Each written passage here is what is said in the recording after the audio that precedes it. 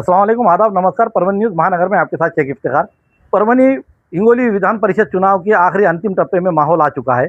इसमें देखा जाता है कि अब किसने क्या किया, ये सब चीज़ों को लेकर महायुति के उम्मीदवार के भी नेता और उसी तरह महाविकास आघाड़ी के नेता इन्होंने आकर अपने सभाएं लेकर अपने अपने मतदाताओं को किस तरह से लुभाना था और किस तरह से बताना था कि अपना उम्मीदवार अच्छा है, सक्षम है, इसके बारे में एक टप्पा खत्म हो चुका है।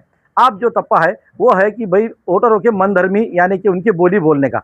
जिस तरीके से हम देखते हैं कि महायुति के पास पूरे सक्षम वोटर है और वो जीत के कगार पर जो तो शहीद गब्बर ये दिखाई दे रहे हैं, लेकिन शहीद खान गब्बर के पास वोटिंग की संख्या होने के बावजूद भी वो वोटर उनके कुछ नाराज दिखाई देते हैं, उनके नेतागण भी नाराज दिखाई देते हैं।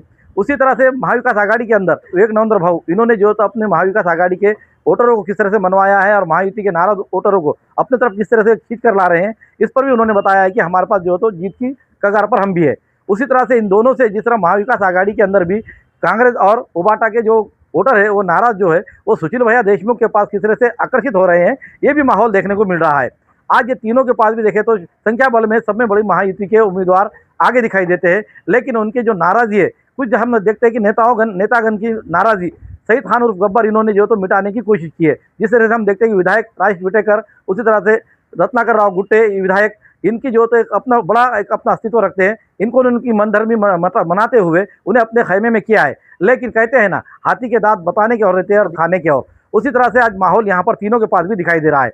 आज के माहौल में हम देखते हैं कि महायुति का उम्मीदवार ये वोटरों की गिनती से देखा जाए तो आगे है, लेकिन उनकी नाराजगी के कारण ये महाविकास आघाड़ी के उम्मीदवार ये किस तरह से विवेक नरेंद्र अपने तरफ खींचते हैं, इसके तरफ एक देखने वाली बात होगी। और जो महाविकास आघाड़ी के उम्मीदवार के जो वोटर है और उसी तरह महायुति के वोटर जो नाराज है उन्हें अपने तरफ खेमे में खींचने के लिए आज़ाद उम्मीदवार सुशील देशमुख के किस तरीके से आगे बढ़ रहे हैं और पैतरा लेकर चढ़ रहे हैं, ये देखने वाला समय है। क्योंकि आज हम देखते हैं जिस तरह से रात में बात निकली थी कि किस तरीके से बोली बढ़ी गई है, कोई 10 तक गया है, कोई 15 तक चला गया है।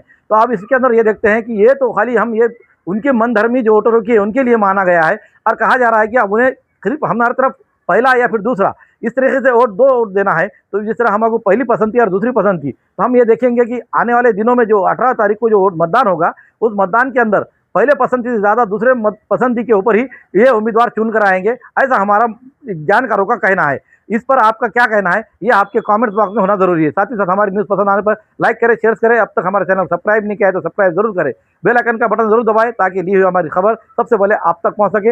हमें फेसबुक पर भी और इंस्टाग्राम पर भी फॉलो करें।